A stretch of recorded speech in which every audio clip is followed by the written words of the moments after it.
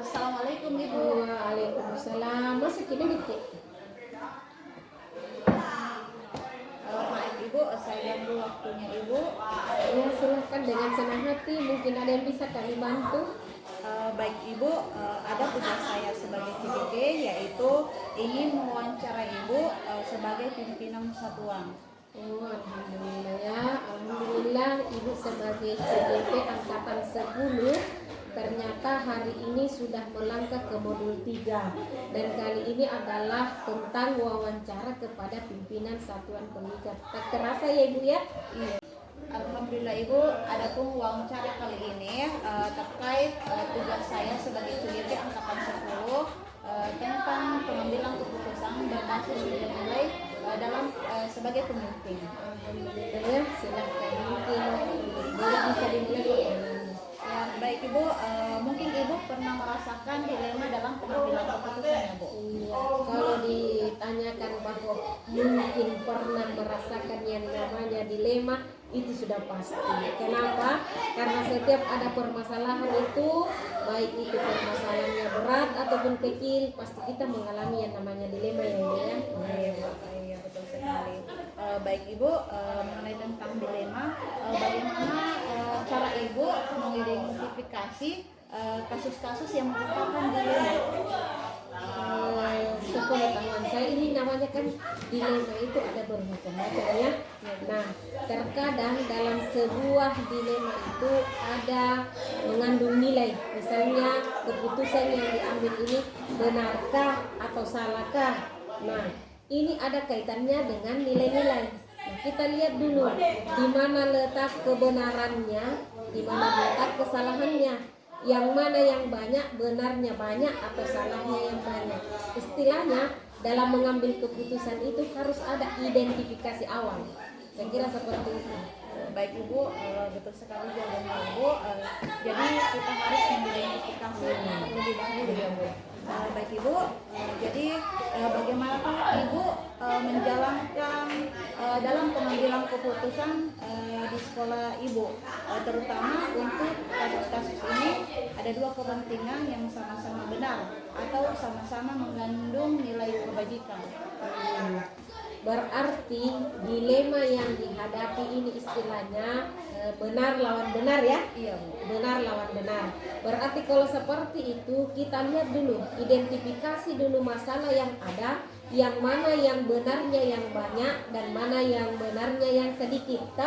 Nah, apabila kita sudah mengidentifikasi bahwa seperti inilah sebenarnya masalah yang dihadapi ini di sekolah atau kasus yang dihadapi di sekolah, kita lihat apakah fasenya, maksudnya rangkaian berikutnya, proses apa yang harus dilalui untuk menghadapi masalah ini. Apakah ada, maksudnya dalam mengambil keputusan itu kita lihat mana progres yang paling bagus untuk dilema ini yang kita lalui. Nah, setelah ada prosesnya yang kita lihat ini atau fase yang kita ikuti, kita lihat salah satu di antara proses yang akan dilalui ini, kita memilih salah satu di antaranya untuk mengambil keputusan tersebut. Begitu ya Bu. Terus terkait daripada itu Bu, langkah-langkah atau prosedur seperti apa yang Ibu bisa lakukan dalam selama ini dalam mengambil keputusan? Langkah-langkah atau prosedur, ya, prosedur yang kami lakukan sebagai pimpinan satuan di sekolah itu tadi. Yang pertama langkahnya itu kita identifikasi masalah. Nah, identifikasi masalah ini sama dengan identifikasi awal Ibu ya. Nah, setelah kita mengidentifikasi ini, kita carikan jalan bahwa untuk setelah ada masalah yang ditahu bahwa ini adalah masalahnya, kita dicarikan jalan, beberapa jalan atau alternatif yang akan ditempuh dalam pemecahan masalah itu. Nah, setelah ada itu, yang berikutnya kita memilah salah satu alternatif pemecahan masalah itu. Nah, setelah dipilih, yang terakhir kita implementasikan dari hasil keputusan yang kita ambil tersebut. Hal-hal apa saja yang selama ini Ibu anggap efektif dalam pengambilan keputusan pada kasus-kasus di dalam etika? Hal-hal yang hal-hal yang dianggap efektif ya, Iya Bu. hal-hal yang dianggap efektif dalam mengambil keputusan dalam menghadapi sebuah dilema. Iya Bu. Nah, Betul sekali. hal-hal yang dianggap efektif itu kita sebagai pimpinan satuan pendidikan akan efektif pengambilan keputusan kita kalau memang kita sesuaikan prosedur dari awal, ataukah kita lihat dari awal apa kasusnya. Nah, setelah itu kita lihat bahwa langkah-langkah ini yang akan saya tempuh. Setelah dilihat langkah-langkahnya, baru dijalankanlah atau diimplementasikanlah hasil keputusan yang mau diambil, seperti itu. Baik Ibu, seperti itu ya, bahwa harus diidentifikasi baru diimplementasikan. Terkait dari itu Bu, hal-hal apa saja yang merupakan tantangan dalam pengambilan keputusan pada kasus dilema etika? Ini yang terkadang berat ya. Kenapa saya mengatakan terkadang berat? Karena terkadang kita kurang mampu memilah bahwa sebenarnya yang kita hadapi adalah dilema etika, bukan bujukan moral. Kenapa saya mengatakan seperti itu? Karena terkadang sebenarnya masalah yang dihadapi, fakta yang dinyatakan bahwa ini adalah benar, namun sebentar itu adalah salah. Nah, ini terkadang kita terkecoh, yang mana sebenarnya dilema etika yang kita hadapi dan yang mana bujukan moral dihadapi. Kenapa saya mengatakan seperti itu? Karena kalau kita menghadapi kasus atau masalah dilema etika, berarti itu adalah benar, faktanya benar, kemudian benar juga lawannya. Sementara kalau bujukan moral itu benar, lawan yang salah. Namun pada dasarnya bahwa antara dilema etika dengan bujukan moral, di sini penentuannya yang lebih cepat mengena itu di bujukan moralnya. Kenapa? Karena kita bisa langsung bandingkan bahwa ini benar, ini salah. Seperti beda kalau dilema etika. Kalau dilema etika ini benar, ini salahnya. Jadi di situ kita kesulitannya itu pada saat penentuan bahwa ini masalahnya benar, ini adalah salah, seperti itu. Jadi baik Ibu, jadi di sini menurutnya adalah terkadang kita berat dalam menentukan sebuah masalah. Terkait dari itu Bu, apakah Ibu memiliki sebuah proposal atau jadwal tertentu dalam sebuah penyelesaian kasus dilema etika? Terus apakah Ibu langsung menyelesaikan di tempat atau memiliki sebuah jadwal untuk menyelesaikannya? Bentuk atau prosedur seperti apa yang Ibu jalankan? Oh baik ya, mengenai jadwal ataukah prosedur yang kami lalui sebagai pimpinan dalam satuan pendidikan, mungkin dalam beberapa person mungkin ada yang mengatakan harus dijadwal, mungkin juga harus diselesaikan saat itu. Namun bagi saya sebagai pimpinan satuan perlu dilihat dulu bagaimana sebenarnya permasalahannya. Kalau permasalahannya itu tidak berat-berat amat, harus diselesaikan saat itu juga. Tetapi kalau prosedur dalam menyelesaikan masalah ini dianggap tidak akan selesai dalam satu hari, nah ini yang baru dijadwal. Seperti itu. Jadi kita lihat kasusnya dulu seperti apa. Apakah berat sekali ini kasusnya atau tidak? Kalau berat sekali dan memungkinkan bahwa harus ada waktu, barulah kita jadwalkan. Tetapi kalau kasusnya ini bisa langsung selesai dalam saat itu juga, maka kita langsung selesaikan saat itu juga. Saya kira seperti itu, Bu. Terima kasih Bu atas jawabannya. Jadi kita lihat dari segi masalahnya ya Bu. Berat tidaknya. Kalau misalnya berat, kita selesaikan, maksudnya kita jadwalkan. Tetapi kalau misalnya tidak bisa diselesaikan, berarti harus diselesaikan itu seperti secepatnya.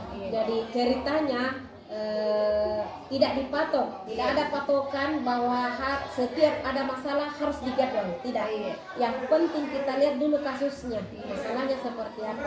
Kalau memang berat sekali, ya silahkan buat jadwal. Tetapi kalau tidak perlu, langsung saat itu juga dieksekusi. Ibu, terima kasih banyak masukannya. Terus di sini adakah seseorang atau faktor-faktor yang selama ini mempermudah atau membantu Ibu dalam pengambilan keputusan dalam kasus-kasus dilema etika, Ibu? Iya, kalau dikatakan adakah faktor-faktor yang membantu kami dalam mengambil keputusan supaya mudah, iya ya sudah pasti. Kenapa saya mengatakan seperti itu? Karena permasalahan di seluruh satuan pendidikan itu kan terkadang bukan dari satu orang. Iya, Bu. Makanya seluruh stakeholder yang ada di sekolah itulah yang membantu kami dalam mengambil keputusan itu kalau dibutuhkan saat itu. Tetapi sepanjang maksudnya masalah atau kasus yang dihadapi ini membutuhkan cuma 2 orang, ya 2 orang aja.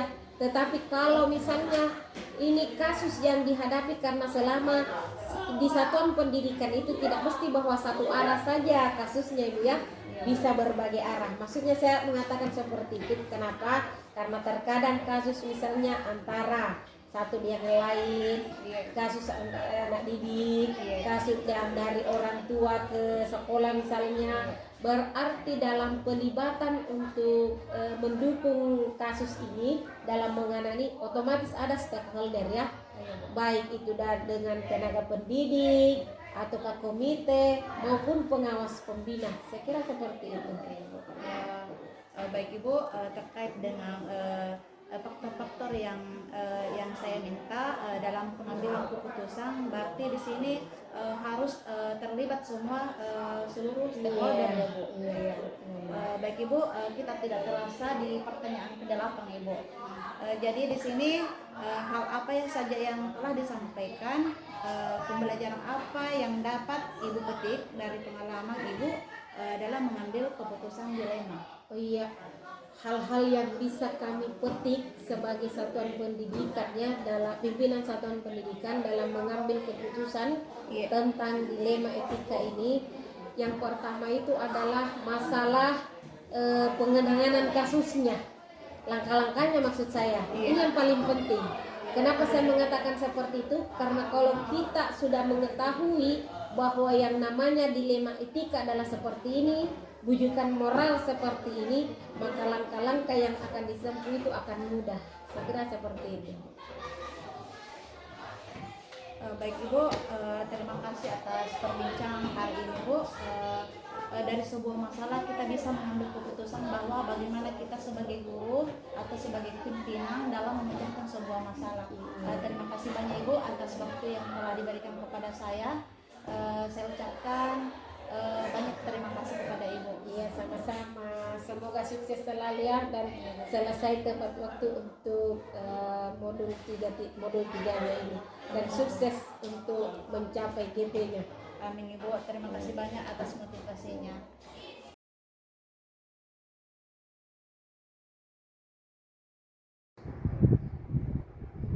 Selamat pagi Pak, bagaimana kabarnya hari ini Pak? Selamat pagi. Alhamdulillah sehat dan bahagia. Alhamdulillah Pak. Baik Pak, hari ini saya akan melakukan wawancara kepada Bapak terkait dengan tugas saya, modul 31, pengambilan keputusan berbasis nilai-nilai kebajikan sebagai pemimpin. Apakah Bapak sudah siap Pak? Siap, alhamdulillah siap. Bapak adalah seorang pemimpin di sekolah, ini adalah sekolah besar ya Pak.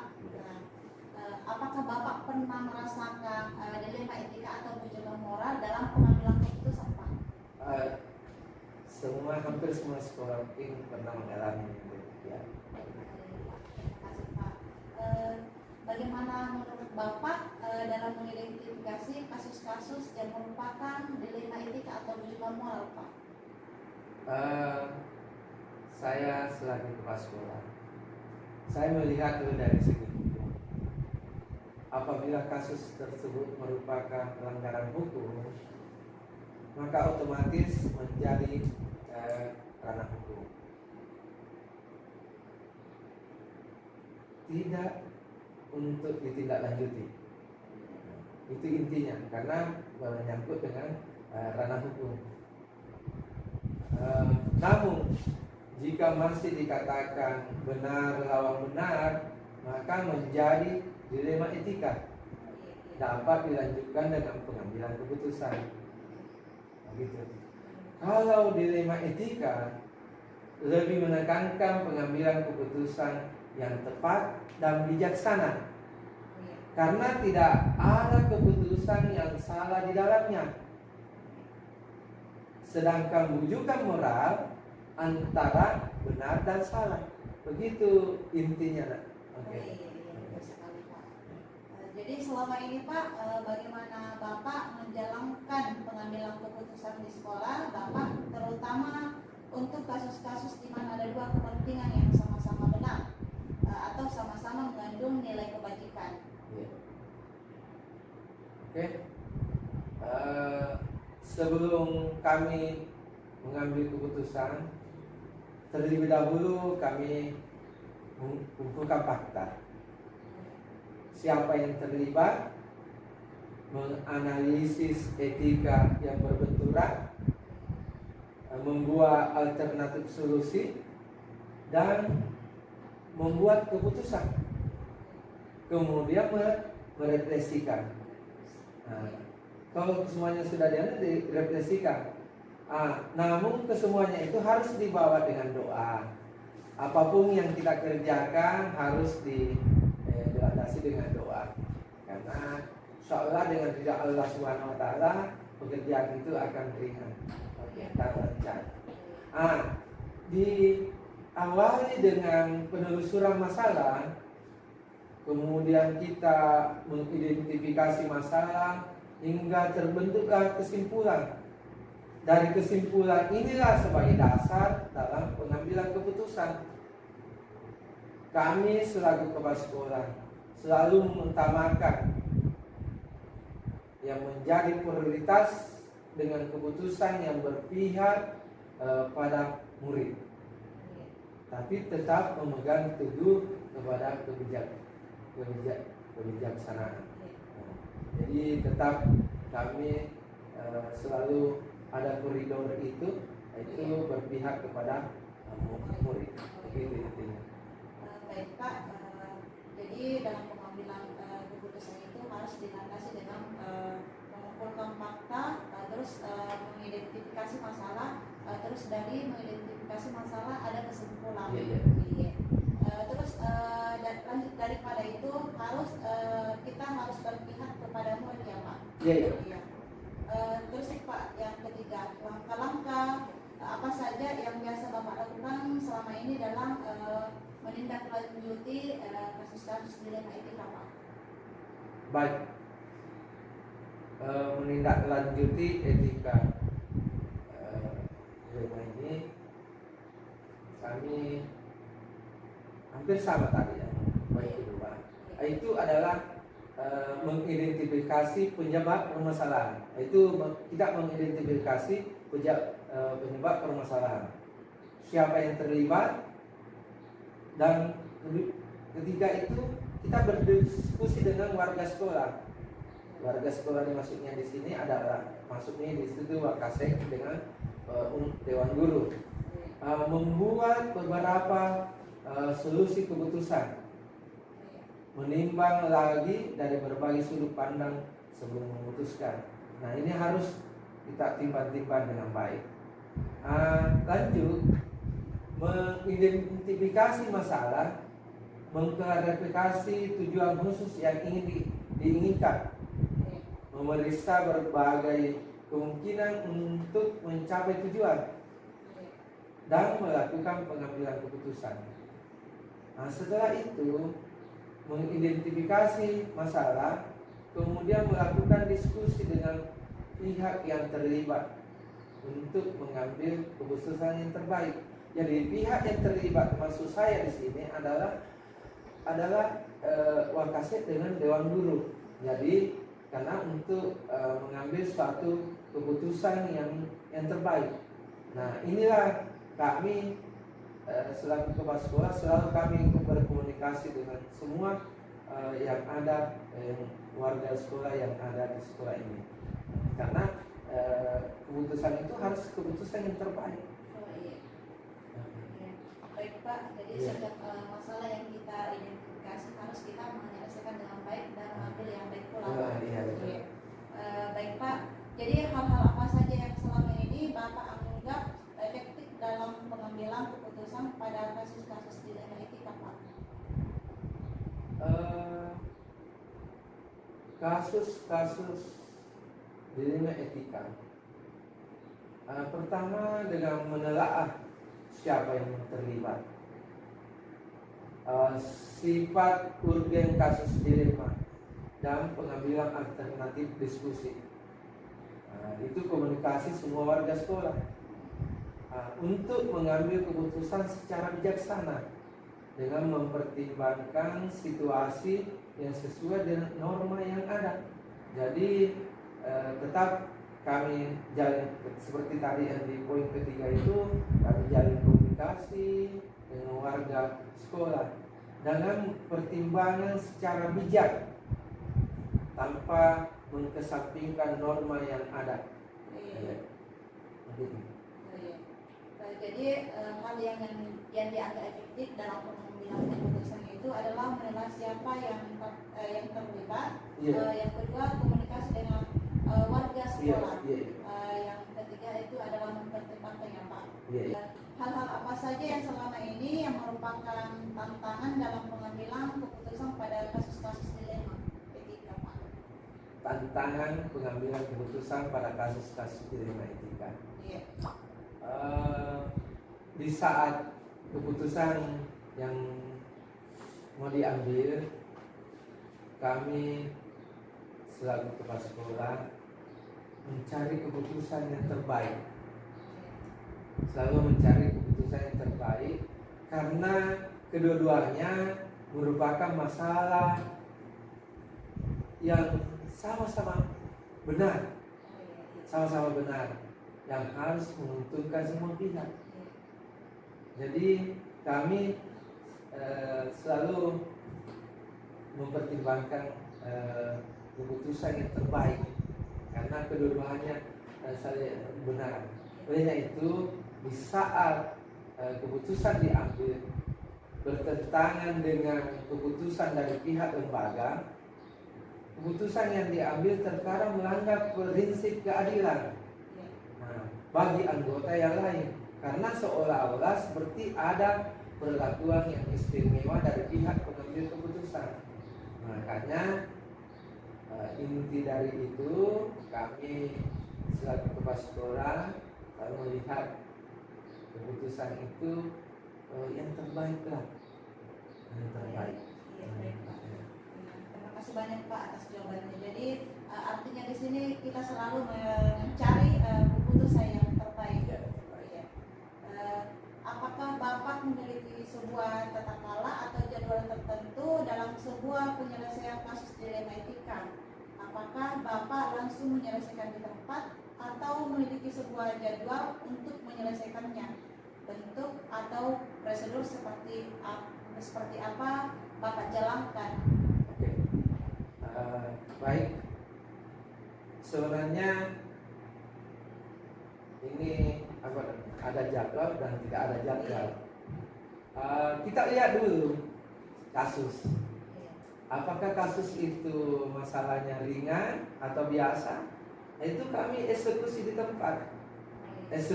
Langsung putuskan di tempat. Kalau kasusnya itu biasa dan ringan. Tapi jika masalahnya berat, maka dilakukan proses sesuai dengan tingkat kompleksitas yang terjadi. Kita lihat, jadi kalau berat kita lanjutkan untuk mencari solusi. Seringkali masalah diselesaikan pada saat itu juga, tapi ada juga masalah memang harus diselesaikan pada jadwal tertentu. Itu tadi contohnya, kalau memang berat kita jadwalkan sesuai dengan keberpihakan kepada siswa. Jadi apapun hasil yang kami diskusikan kepada teman-teman, harus keputusan itu berpihak kepada siswa. Gitu. Baik Pak. Jadi artinya di sini Pak, kita lihat masalahnya Pak Dik. Iya, iya. Kalau misalnya ringan kita selesaikan di tempat. Iya. Kalau masalahnya berat, kami Iya. berkomunikasi dengan Iya. teman-teman untuk mengambil keputusan yang terbaik dan tanpa mengesampingkan keberpihakan kepada siswa. Ya, betul sekali Pak. Terkait dari itu Pak, adakah seseorang atau faktor-faktor yang selama ini mempermudah atau membantu Bapak dalam pengambilan keputusan dalam kasus-kasus dilema etika Pak? Saya rasa itu ada. Saat kami selaku kepala sekolah, setiap mau mengambil suatu kebijakan atau keputusan, kami selalu mengajak semua warga sekolah, stakeholder, orang tua siswa atau wali murid, orang-orang yang memiliki kedekatan dengan permasalahan, itu kami libatkan semua pihak yang terkait dengan permasalahan. Ya. Dan aturan yang berlaku dari lembaga seperti pola pikir dari tokoh yang diidolakan, keluarga dan pihak yang terkait dalam suatu permasalahan. Nah, ini kesemuanya kami rangkum, kami berkolaborasi untuk mencari solusi atau keputusan yang terbaik. Nah, itu. Jadi artinya di sini Pak, jadi ada seseorang yang terlibat. Iya, semua. Jadi semua stakeholder yang ada di sekolah, orang tua siswa, Iya. tokoh-tokoh masyarakat yang saya anggap yang bisa menyelesaikan. Baik Pak, tidak terasa kita sudah di pertanyaan terakhir Pak. Dari semua hal yang telah Bapak sampaikan, pembelajaran apa yang Bapak petik dari pengalaman Bapak dalam mengambil keputusan dilema etika Pak? Alhamdulillah pengalaman itu sebenarnya banyak. Menjadi guru bagi kami juga. Setiap kami, itu selalu intinya, setiap kami mengambil suatu keputusan harus dilakukan sesuai dengan nilai-nilai kebaikan dan berpihak kepada murid. Nah, setiap mengambil keputusan pasti akan memiliki risiko. Nah, maka dari itu kita buat satu keputusan yang paling kecil risikonya akan terjadi, atau dengan istilah meminimalisir risiko yang akan terjadi. Jadi kami selaku kepala sekolah, itu yang tadi pertama, nilai-nilai kebajikan harus ada muncul, berpihak kepada siswa. Kedua, terakhir itu harus kita menimbang-nimbang risiko yang akan timbul jika keputusan ini kita ambil. Begitu. Baik sekali Pak. Jadi terima kasih banyak Pak untuk kali ini wawancaranya Pak. Saya banyak mengambil pelajaran dari Bapak terkait dengan dalam pengambilan keputusan. Ya. Terima kasih banyak Pak. Mudah-mudahan Dindaku juga bisa sukses menjadi kepala sekolah, nanti bisa menerapkan. Sama-sama sukses Pak.